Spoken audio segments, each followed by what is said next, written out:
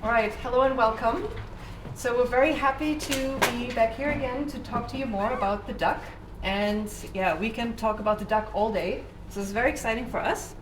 And today we're going to talk to you specifically about designing the duck, a little bit of a behind the scenes of how we designed the detective case for Secret Salami. And I'm Annika. And I'm Johnny. Hello. Okay, and we made 2 duck detective games so far. The Secret Salami came out last year, and then the Ghost of Clamping this year.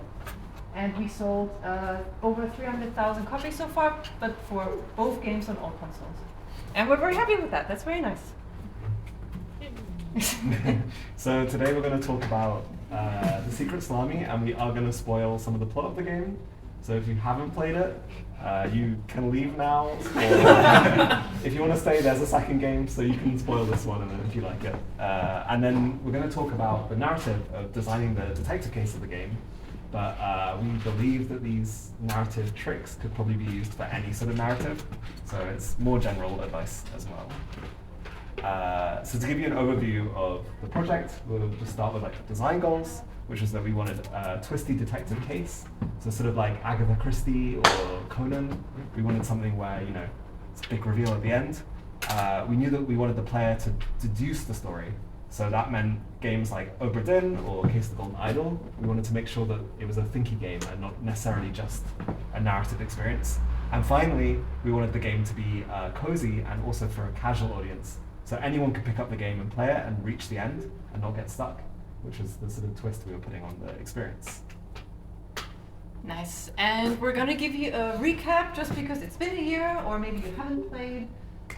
So the duck detective gets called to Barbara's office to investigate a lunch theft. And Freddy, who's this guy down here, he seems very suspicious and people want to get him fired, but it turns out he is getting framed.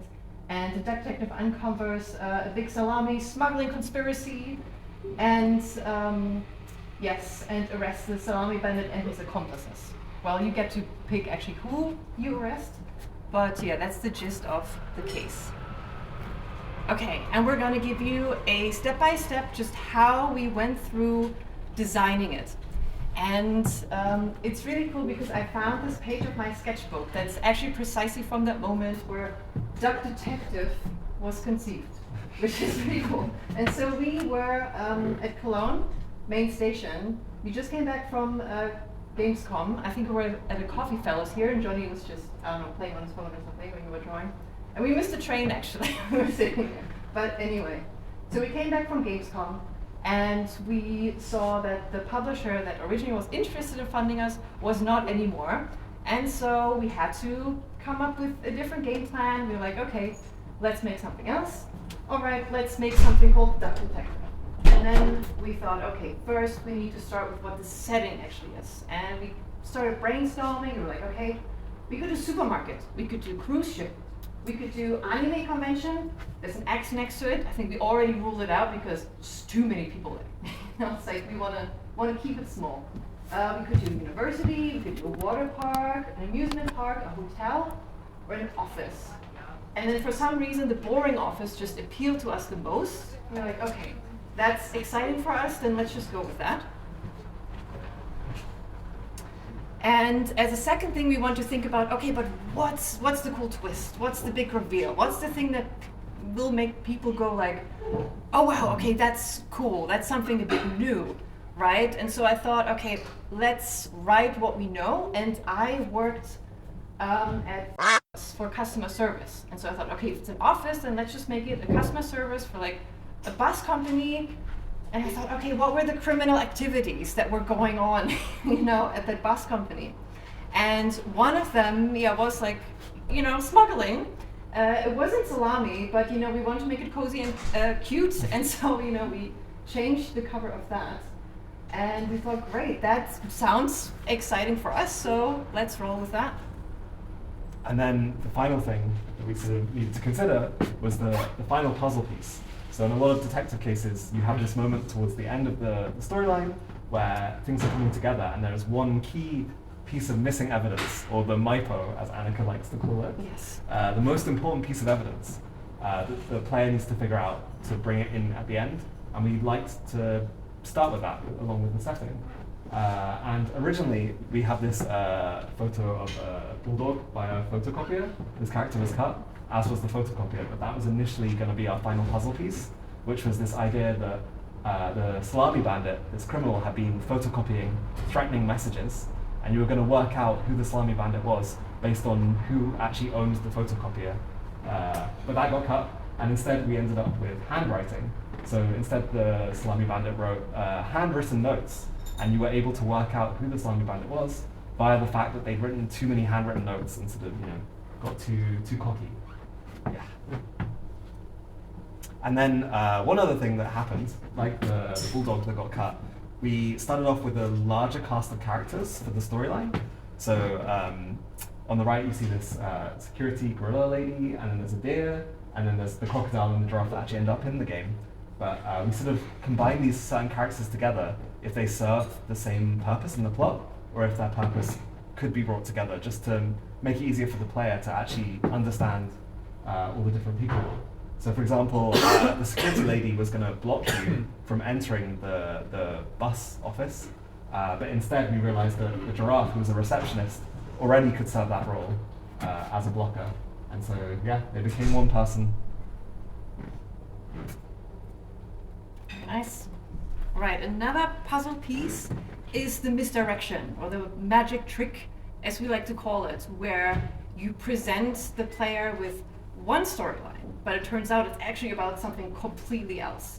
Because the thing is that you have to give the player something, right, to lure them in, for them to get excited about something, and only then, can you flip it and then show them, oh, but actually, it was about the smuggling, but first let's all talk about the lunch theft, and oh no, the thief, the salami bandit, everybody will be talking about that in the game, and so it just feels more rewarding when then you figure out what it actually was about. All right, and then also we work in the B plot, just to make it just a bit more difficult for the player to work out what is actually happening. But the thing that we don't really like is just a pure red herring, where, you have something that is not connected to the main storyline at all, which I just feel like just feels a bit unsatisfying. And so instead, what we did, we have another crime going on that is also connected to the main storyline. We have Rufus the penguin, but he's threatening Manfred, the main criminal, and so there, we have this connection, which I think, works out nicely. All right, and then, we have to figure out, okay, but who's going to be the culprit? And so originally, it was just going to be Manfred the bear, the manager, who organized everything. But we felt that, I don't know, it just wasn't exciting enough, it wasn't interesting enough to then have the reveal of like, oh, it was him. So we felt most people would just be like, well, of course it was him, he has access to everything in the office. And so we thought, okay, how can we, make it more interesting, more exciting, just have more character relationships, that will play a role. And so we brought in Sophie as the receptionist, as an accomplice, who will then talk Boris, her ex, into actually helping with transporting the salamis. He's the bus driver. And I think what worked so well there as well was that Sophie was the first person that you meet at the office. And it turns out, it was, her all along who was working on this, this crime, which I think in the end, worked out much, much better than just having it be Manfred. And then this is the lovely graph made by Annika. It's maybe a bit overwhelming at first, but effectively it talks about how all the different characters are connected to one another in the storyline. So it's really important that we wanted every single character to have some kind of intrigue or feeling towards another character.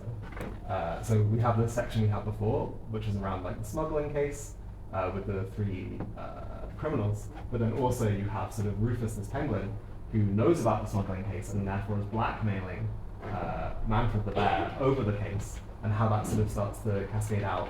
And he's also doing some illegal crimes with the help of the sheep over here, and then Freddy up there is being framed by Manfred for the original crimes, and the one person that's kind of a little outside of the sort of all of the criminal stuff was the cat, Laura.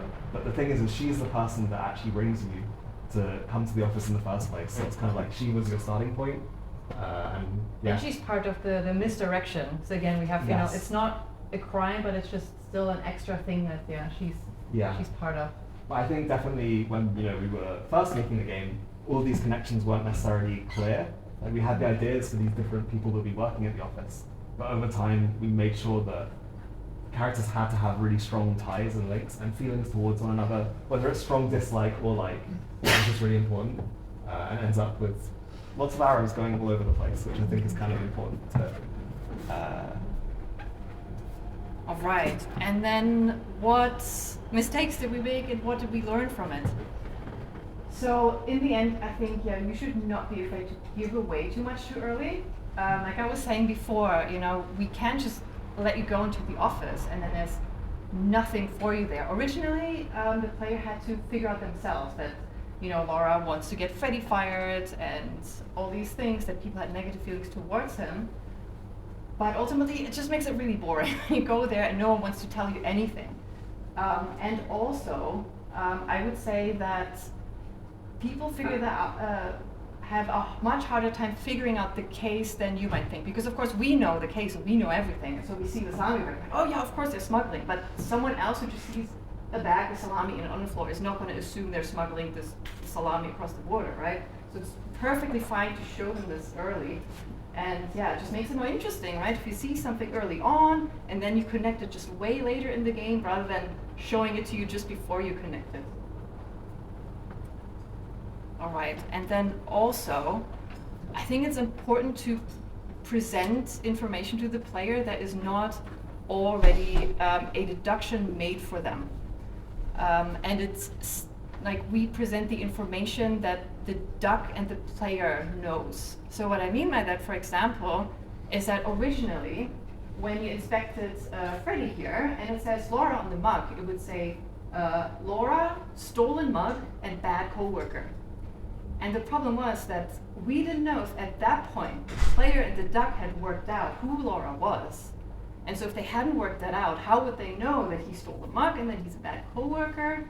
And it also just makes it a lot more interesting, even if they already knew that, to then figure it out themselves. Oh, he stole this. Okay, he's a bit of a bad character in the office. Right, and as a conclusion, so we like to think of the setting and the conspiracy first, when we come up with a case. And we like to have a small set of connected characters, just so much more exciting if everybody actually has something to do with each other. And don't be afraid to give away too much too early. It's good actually to have them more exciting in the beginning. And don't read deduct. It's not reading comprehension. Instead, we want you to put two things together and then feel smart about yourself. All right, and that's it. Thank you so much.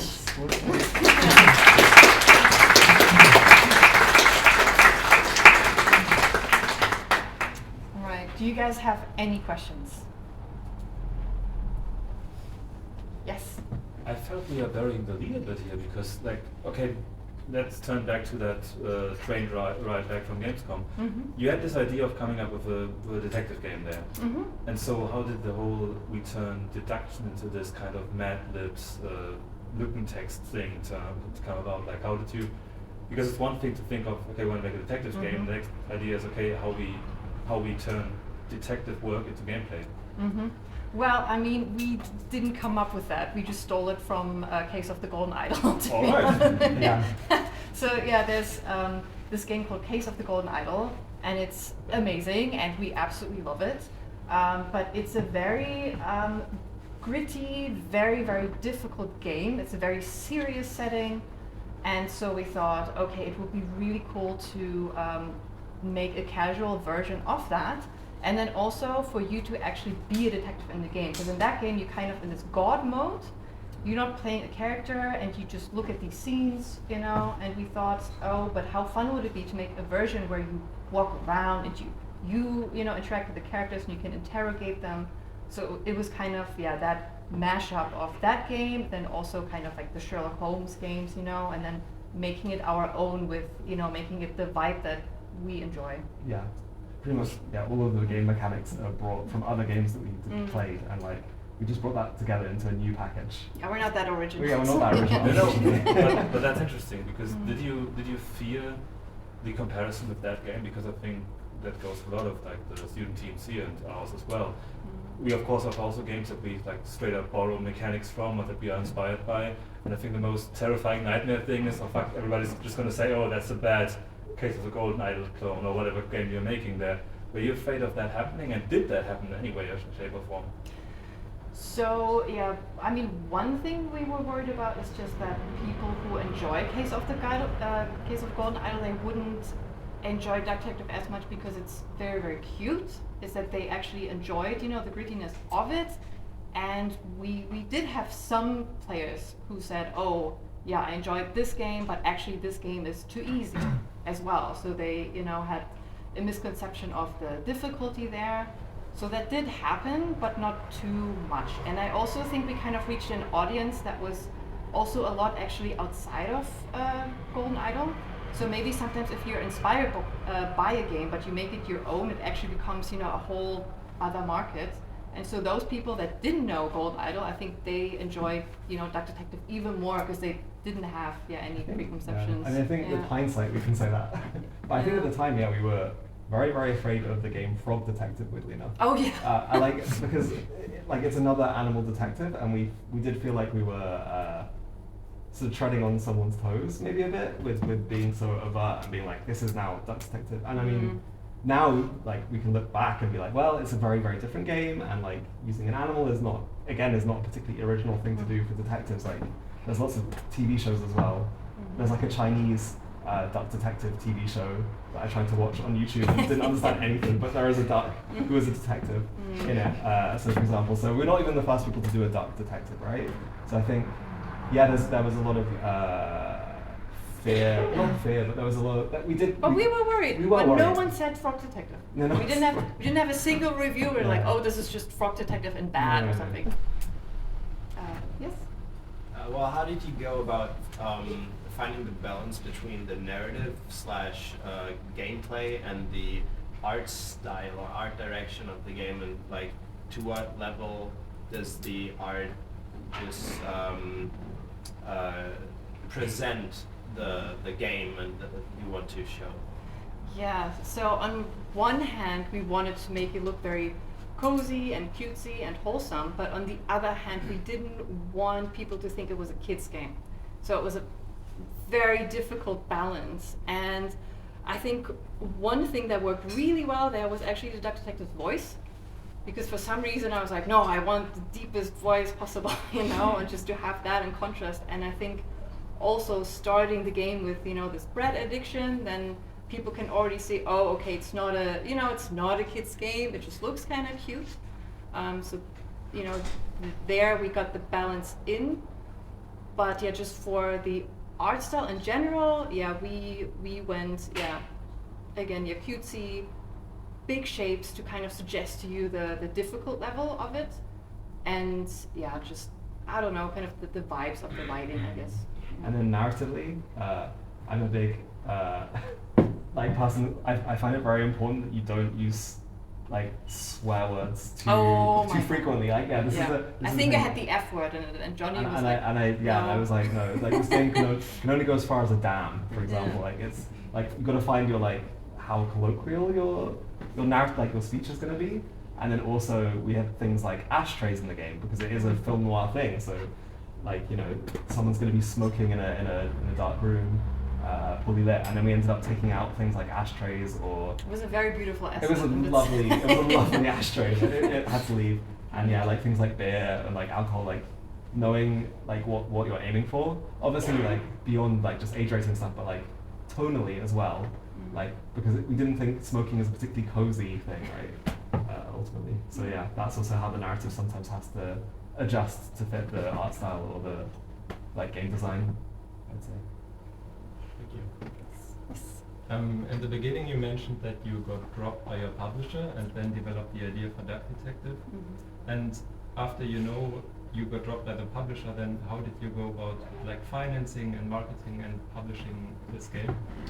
Right, well, we had a runway of about 6 to 9 months left of money, And we basically were like, okay, we're gonna use what we have now to make, you know, this one last game to try and save ourselves, because we knew just the climate of, you know, investors and publishers has changed. No one has any money anymore, and so we didn't have the hope of making a prototype in 2 months and then going out and pitching again, because already, you know, it felt so impossible with what we had, the prototype that we did have. And so we decided to completely pivot and just make a full game in that time. And then that hopefully would save us. But yeah, we had like the runway was coming mainly. We had released one title before, so we had like a trickle of money coming in from that, and like a bit of money built up from that.